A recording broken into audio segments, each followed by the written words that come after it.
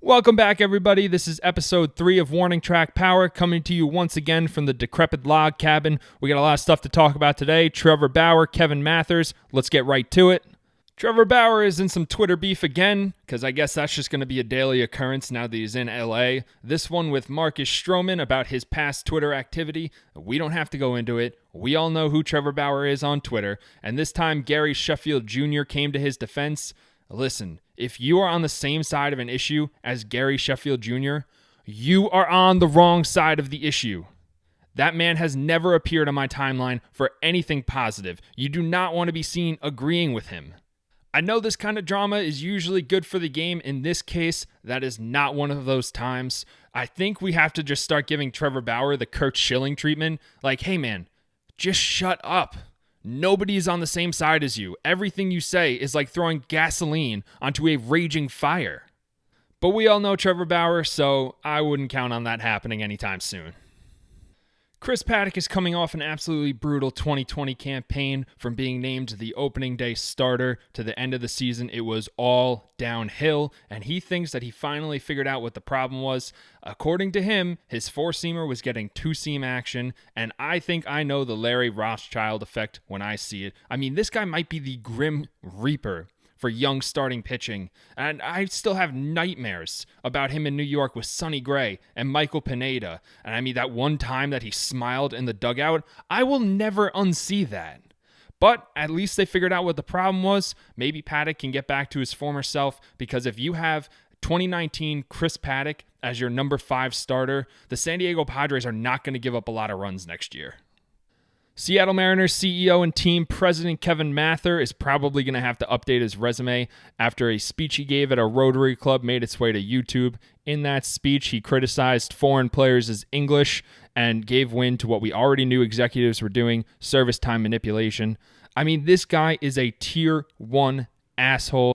And sadly, he is just the latest in a long line of executives and coaches this offseason who have revealed the real culture of baseball. It is a sad day for the game. It is a sad day for the Seattle Mariners. I mean, this guy needs to be fired yesterday. Clayton Kershaw confirmed that he has no plan to retire. He says he still has a few years left in the tank. Obviously, that's true because he had a 2.16 ERA in 2020. I mean, this guy still has it. Until he stops getting Cy Young votes every year, he has absolutely no reason to retire. I don't know why people are trying to push him out the door either. We are watching one of the best pitchers in the history of the game on a weekly basis. I want to soak up every single pitch of that until he can't throw the ball anymore.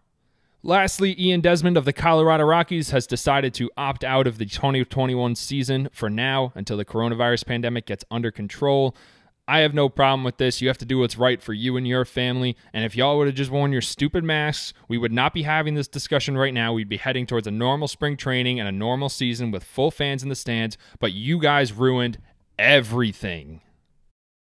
All right, we have another edition of Did I Win in MLB The Show today. We have my team, the humongous Melonheads, against the Chicago Bad Decisions. Seems like a pretty even matchup based on our records. We got Dinelson Lamet going strong, 100+. The changeup for the strikeout. The slider, oh man, these are some absolutely ugly swings. Strikes out the side in the first. Gives up a decent hit in the second inning, but I'm not worried because I got my man Dinelson Lamet on the mound. Yeah, ugly swings. Ugly swings. I mean, this guy had absolutely no chance. I mean, what is he even swinging at? A curveball. It's about to hit his back foot. We got my boy Kenny Lofton throwing one out in the gap.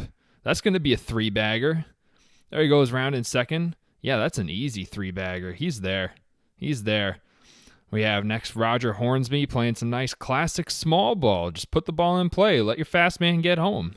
That's a good play right there. Bo Bichette follows that up with a nice perfect single. I don't get to see that perfect bar very often, so that's always nice to see, even if it's a ground ball. But then Wade Boggs has to go and ruin it. Hit a long ball that's only gone in Yankee Stadium, and it's not going to get there. It's not going to get to that 330 mark. Ruined what could have been a pretty nice inning. Kenny Lofton in the bottom of the 6th with his second hit of the day. I mean, he is just having a time of his life right now. Right now, Kenny Lofton, he's picking him off at first. He's scared. He doesn't want Kenny Lofton to run on him. He's going to throw over twice. So what's Kenny Lofton going to do? Well, he's going to run on him. And there he goes. Oh, he's there. Oh, he's there. Yeah, none about that. Easy stolen base, but then David Ortiz with a runner in scoring position has to go and ruin it with a grounder to third base. No chance he's getting to first with 37 speed. I mean, that guy is just slow. I have never actually seen somebody get called on a check swing in MLB The Show. Doesn't matter though. Dinelson Lamet's right back. He's going to come out and strike out the side for the third time today. It's no problem. Freezes him on the curveball. Andrew McCutchen gets brushed off a little bit. That's no problem because he's just going to hit a single. And I have no idea where the center fielder was playing on that. I mean, don't brush Andrew McCutchen back. That's all I got to say. I mean, that's a 99 overall card. You don't want to mess with that guy. Next up, Jorge Posada shoots one down the left field line. That's going to be a two-bagger easy. McCutchen rounding third, and he's just going to stop inexplicably. Jorge goes right past the tag at second base, running to third, goes, oh shit, you're at third base. Where do I go? Where do I go? Where do I go? He's back. Nope, he's out. That's going to end the inning. Dinelson Lamet back with the curve ball, top of the ninth. Jimmy Fox, the pinch hitter. Yeah, no chance.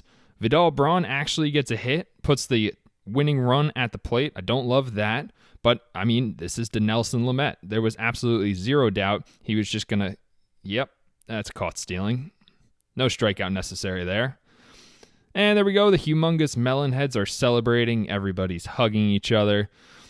It's something we can't really do nowadays. We got the infielders do a little fake boxing.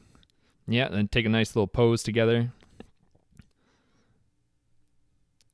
Outfielders taking a nice little butt bump. Yep, that's smart. That's a good idea. Oh, opposing teams. Man, how did we get shut out by Dinelson Lamet? I mean, this man had 21 strikeouts against us.